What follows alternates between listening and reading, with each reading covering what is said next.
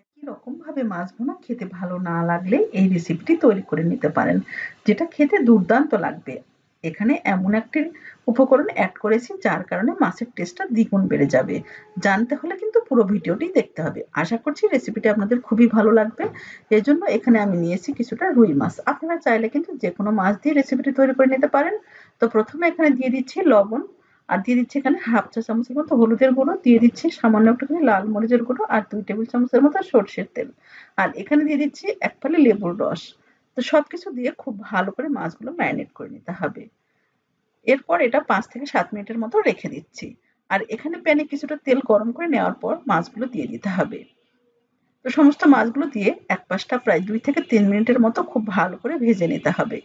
এক পাশটা যখন ভাজা হয়ে যাবে তখন অপর পাশটাও ঠিক এইভাবেই ভেজে নিতে হবে। তো সমস্ত মাছগুলো এপাশ ওপাশ করে মিডিয়াম হিটে প্রায় 5 থেকে 7 মিনিটের মতো ভেজে নেব। এরপর যখন কালারটা ঠিক এরকম ব্রাউন হয়ে আসবে তখন মাছগুলো উঠিয়ে নিতে হবে। সমস্ত মাছগুলো উঠিয়ে নিলাম। এরপর মাছ ভাজার তেলের মধ্যে এখানে দিয়ে দিচ্ছি পেঁয়াজের পেস্ট। হাফ কাপের মতো দিয়ে দিলাম। খুব ভালো করে তেলের উপর একটু নেড়ে নিতে হবে মিনিট 2 এর মতো। এরপর এখানে কিছু মশলা অ্যাড করতে হবে। প্রথমে এখানে দিয়ে দিচ্ছি আদা আর জিরে বাটা প্রায় 2 টেবিল চামচের মতো। আর এখানে দিতে হবে ধনে গুঁড়ো হাফ চা চামচ, দিয়ে দিচ্ছি লাল মরিচের গুঁড়ো 1 চা চামচ। আর এখানে দিতে হবে পরিমাণ মতো লবণ, দিচ্ছি হলুদের গুঁড়ো হাফ চা চামচ। আর একটুখানি জল দিয়ে খুব ভালো করে মশলাগুলো কষিয়ে নিতে হবে।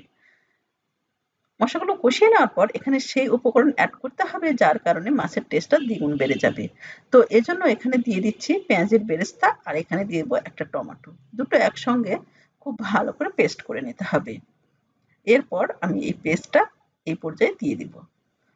দিয়ে খুব ভালো করে মশলার মধ্যে কষিয়ে নিতে হবে আরো প্রায় মিনিট 2 এর মতো। খুব ভালো করে কষিয়ে নেওয়ার পর মশলা থেকে যখন তেলটা ছেড়ে দেবে তখন এখানে দিয়ে দিতে হবে জল, আর অবশ্যই কিন্তু এখানে গরম জল দিতে হবে। তো গরম জলটা দেওয়ার পর গ্রেভিটা যখন ফুটে উঠবে তখন এখানে মাছগুলো দিয়ে দিতে হবে। আর এখানে দিয়ে দেবো আমি কয়েকটা কাঁচামরিচ মাঝখান থেকে কেটে। তো সবকিছু দিয়ে খুব ভালো করে মিশিয়ে নেওয়ার পর এটা আবারও ঢাকা দিয়ে রেখে দিতে হবে প্রায় 4 থেকে 5 মিনিটের মতো। আর গ্যাসের ফ্লেমটা অবশ্যই মিডিয়ামে রাখতে হবে। 5 মিনিট পর ঢাকাটা উঠিয়ে নিলাম। ঠিক এই পর্যায়ে এখানে দিয়ে দিব একটুখানি গরম মশলার গুঁড়ো, সুন্দর একটা ফ্লেভারের জন্য। খুব ভালো করে মিশিয়ে নেওয়ার পর মিনিট 2 এর মতো এইভাবে ফুটিয়ে নেব। এরপর গ্যাসটা বন্ধ করে দিলাম। আমার কিন্তু একদম রেডি সুস্বাদু এরকম একটা রুই মাছের রেসিপি, যেটা গরম গরম ভাতের সাথে খেতে দারুণ লাগবে। রেসিপিটি কেমন লাগলো তা অবশ্যই জানাবেন। আর ভালো লেগে থাকলে প্লিজ চ্যানেলটা সাবস্ক্রাইব করে অল অপশন সিলেক্ট করে পাশে থাকবেন। তো আজ এ পর্যন্তই, ভালো থাকবেন।